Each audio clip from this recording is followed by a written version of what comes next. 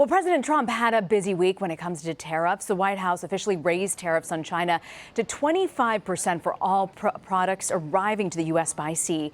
Beijing is retaliating with higher tariffs on more than $60 billion worth of American goods. And now the president is also threatening new tariffs on Mexico at a rate of 5%. That's in retaliation for undocumented migrants crossing the southern border. Well, those tariffs could go up to 25% by October, unless Mexico meets certain conditions. Mexico's foreign minister will meet with Secretary of State Mike Pompeo this week. Well, the announcement sent stocks plummeting. All three major indexes dropped by more than 1%. And some Republican lawmakers are calling out the president for misrepresenting the effects of tariffs on U.S. consumers and businesses. Natalie Brand has more. Stocks fell sharply after President Trump said he would impose tariffs on Mexico, a decision he defended, writing in a tweet, "Mexico makes a fortune from the U.S., have for decades. Time for them to finally do what must be done." We will put tariffs on if they don't apprehend.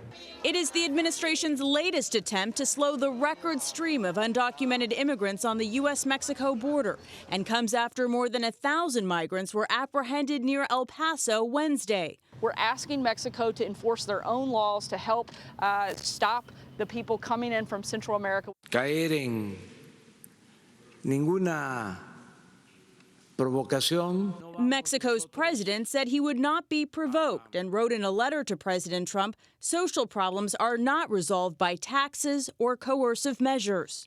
The tariffs are set to kick in at 5% on June 10th, increasing by 5% every month through October to 25%. The White House said the tariffs will be removed if the number of people crossing the border comes down immediately in a significant and substantial number, but did not offer specific figures. Republican lawmakers have slammed the proposal. Pennsylvania Senator Pat Toomey called using tariffs as a bargaining chip a dangerous and risky economic tool. The new tariffs would impact billions of dollars of goods from agriculture to automobiles. This is everything that we import from our #1 trading partner, Mexico. The U.S. Chamber of Commerce said American businesses and consumers will be the ones who will pay. So it literally is everything from avocados to zinc, A to Z, in terms of what we import from Mexico. Consumers will feel it when they go to buy tequila for their summertime margaritas. You'll feel it when you go shop for a new car. Farmers will feel it in the retaliation. I want to bring in Niall Stanage. He's a White House columnist for The Hill. So, Niall, we know there are disagreements within the White House over this decision to impose tariffs on Mexico. Are there fears that the tariffs could affect the president's proposed trade replacement for NAFTA at this point? There are definitely issues about this having repercussions in that respect. The president is going to need some kind of democratic help to get the replacement for NAFTA through. Bob Lighthizer, President Trump's chief trade representative, had been sort of developing a working relationship with Nancy Pelosi with that as a goal, with the passage of this replacement as a goal. That now seems to be endangered as the tensions around this issue escalate and as the partisan divide opens up once again, Rena. You know, from what we've heard, most, if not all, of the president's top economic advisors are against these tariffs. So who's pushing him to do this? Is it just an analysis that the president came to and feels passionately about? It's certainly the case that the president has been frustrated by the increasing numbers of migrants at the southern border. That's no secret. He has been frustrated about his own administration's inability to stem those numbers. At the same time, there are some voices in the administration who share that view, who want this kind of approach that we're seeing. And the names that most often come up there are Stephen Miller, known for his very hardline approach to immigration, and Peter Navarro, an economic and trade advisor who's known for his hawkish views on tariffs and on trade, not just in relation to Mexico, but particularly relating to China in addition. You know, what's unusual now, we've actually seen pushback from several Republican lawmakers. They've criticized the president on tariffs, and among them, Senate Finance Committee Chairman Chuck Grassley. Can Republicans on Capitol Hill push back on these tariffs? It's a fascinating question because this is one of the issues where we really see the difference between the traditional Republican Party and the party of Trump. The traditional Republican Party is very pro-free trade, anti-tariff, and that is what we're seeing in these statements, not just from Senator Grassley, but the statement from Senator Toomey that you mentioned earlier. So there is clearly a division here between the more Trumpian approach and the traditional Republican approach. What we don't know is how muscular Republicans on Capitol Hill are going to be in pushing back against the president. 25% of tariffs on goods arriving to the U.S. from China by sea went into effect this very weekend. Beijing is retaliating on their own. We know the president has threatened tariffs on Europe, Japan in the last few months. What can we expect? I mean, for this summer, is it going to be a wild ride for the stock market? Quite possibly. I mean, the stock market doesn't like tariffs and it doesn't like uncertainty. And now we have both of those things.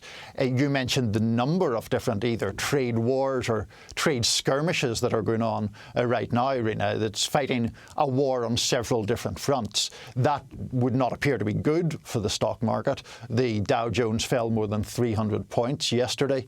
So you look at issues like that and you have to think that there will be some turbulence ahead for the stock market. There's another story with China, and it involves investigating FedEx. They want to investigate FedEx over allegations by the company Huawei that the delivery company diverted at least 2 of the tech company's packages to the U.S.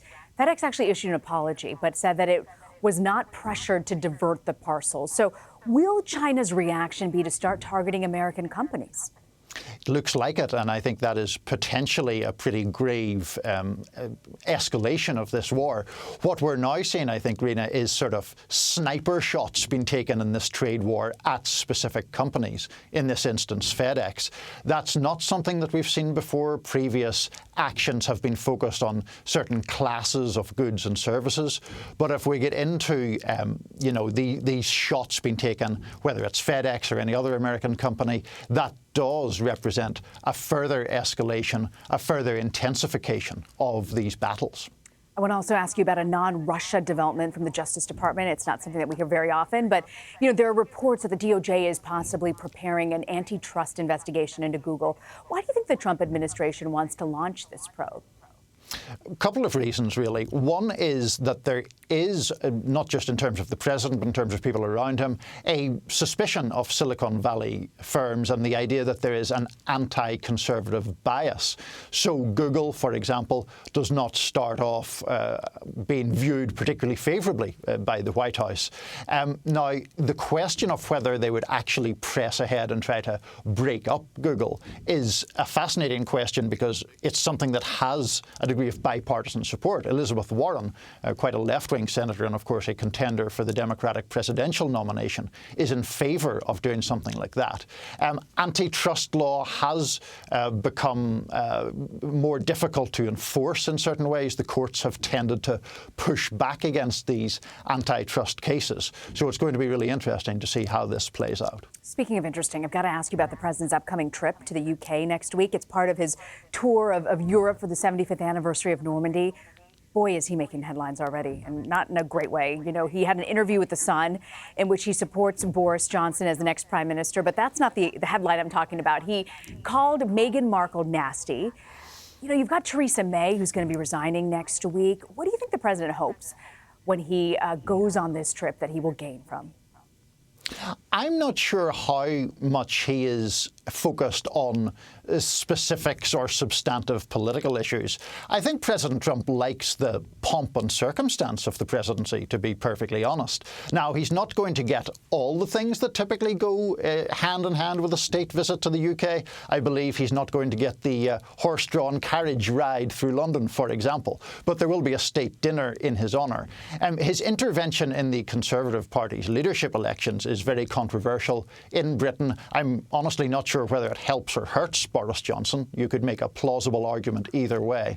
But the president has, on a number of occasions, intervened in British politics in ways that I think have caused some headaches for his diplomatic representatives and certainly for the British government. All right, it'll be a fascinating week to watch the president's trip nonetheless. Niall, Stanage, thank you very much.